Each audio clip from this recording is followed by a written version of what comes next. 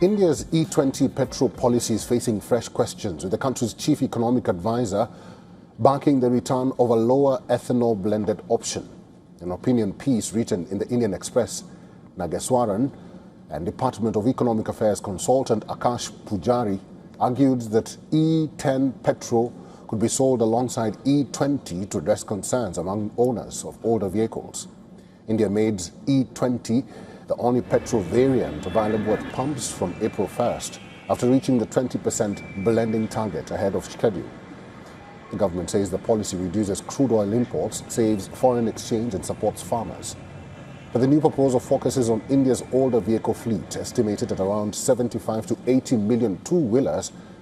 The authors say the evidence does not support widespread fears of engine damage from E20, but older carburetor vehicles and ethanol-sensitive rubber components remain a concern. The debate, however, goes beyond vehicle performance. The CEA's column raises a larger question. What will India need to grow if ethanol blending rises further? Ethanol is produced from sugarcane, maize, rice and other crops. More ethanol demand means more agricultural feedstock being directed towards fuel that can compete with food, animal feed and other industry uses. Maize is particularly important because it is both an ethanol feedstock and a major input for poultry and livestock. Sugarcane already illustrates the trade-off. Reuters estimates that around 3 million tons of sugar, or roughly 10% of annual output, was diverted to ethanol this season.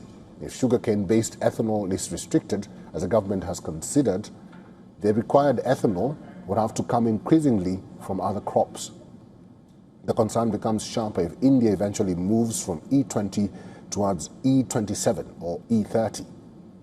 There's also a water and land use question. Producing ethanol requires not just industrial capacity, but the crops that feed those distillers and distilleries. Sugarcane is particularly water-intensive, while changes in cropping patterns can affect how land and water are allocated across the agricultural economy.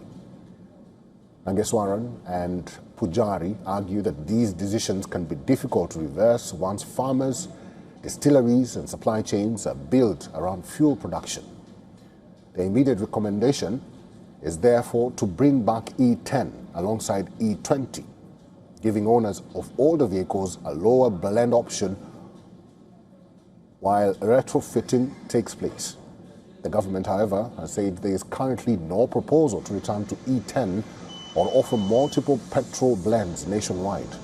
The broader issue remains India's ethanol strategy is not just about reducing oil imports, it is also about balancing energy security with food demand, water use and the long-term cost of changing agricultural priorities.